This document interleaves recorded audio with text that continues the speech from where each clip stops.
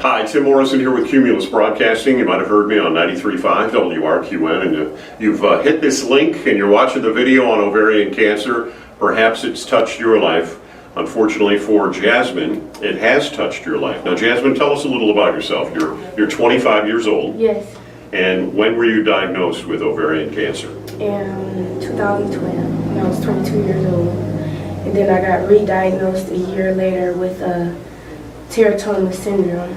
That's kind of one of those difficult cases where it's hard to find a treatment for, and it's hard to find help. And I just got blessed to meet Miss Janine, who was local. Right. Which was, So now you're here in Northwest Ohio. Yep. You found the Ovarian Cancer Connection. Yep. You called and they were able to help you out. Now, what kind of support have they given you? I mean, you've gotten the information. Did she put you in touch with? Now, you went down to Columbus today, I understand. Mm-hmm. James Cancer Institute? Yep. Is that where? Okay. Yep. And Janine, she's just been a good emotional help. You know, she's always been the type of person where you could just call and just talk to. She's always gone on her way. I was doing treatments in Philadelphia where I had to get a rental car every month and drive 500 miles there, 500 miles back. Oh. No financial help, no nothing. And Janine was nice enough to call down to the rental car company and get a discounted car and to also help finance for it.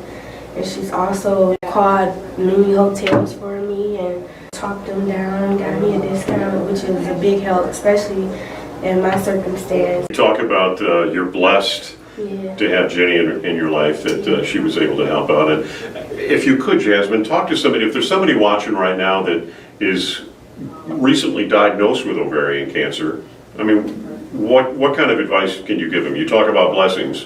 I'm assuming your faith is pretty strong. Yeah. Could you imagine going through this without faith in your life? No, I definitely couldn't imagine it without faith.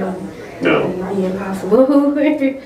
It just gotta stay strong and don't let the doctors get your hopes down, because there's always a miracle. I mean, miracles happen every day. You don't have to sit there and mope and be sad, because a lot of times I found in my situation that it was people that were going through way worse than what I was going through. Even though I was 22, diagnosed with ovarian cancer, you know, can't have any kids, but there's a lot of people out here that go through a lot worse than that. And that's how I kept my hopes up, was just by staying positive and keeping positive people in my life, like Janine, and being able to vent to people and never keep it a secret, never be ashamed, you know, always be open about your situation, because if you talk to someone, it will help, and that's a guarantee.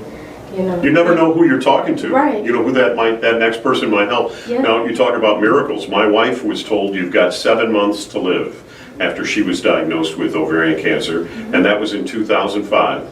And she is in Connecticut today working. She's a national sales manager, and her latest CA-125 was 4.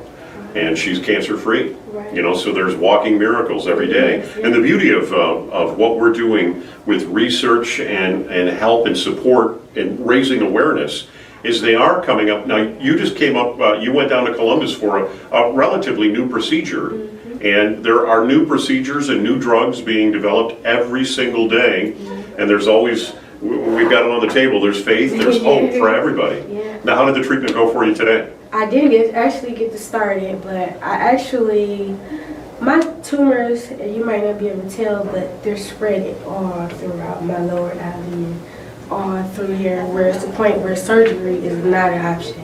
I got told that today. Right. But it's treatments out there that can give you hope and can give you time, because my tumors were growing so rapidly right after I got out of chemo that, you know, I was on the verge of basically dying. God gave me just enough space in my body just to be able to still be mobile, still be able to go to work every day, still be healthy, still look like myself. And it's just a blessing just to be able to have these different opportunities, just to know that it might help. It'll give me just a little bit of faith, just give me a little bit of hope to keep going. Keep going, keep the fight going, girl. Yeah, absolutely. Well, I hope to see you in September when we do our walk. We've got a golf outing coming up in the summer, and I know that when you get through this, you'll be an advocate, and you'll be a voice Yes. for ovarian cancer here in Northwest Ohio, and you'll be able to talk to, unfortunately, young girls such as yourself that might be diagnosed with this. But thanks so much for coming and sharing part of your story. Now, I've done a bunch of these videos so far today and talked to a bunch of gals, but I've not done this yet, but I need a hug. Give me a hug, girl. Thank you. All right. Jasmine, here with the Ovarian Cancer Connection. Thanks so much for sharing your story. Thank you.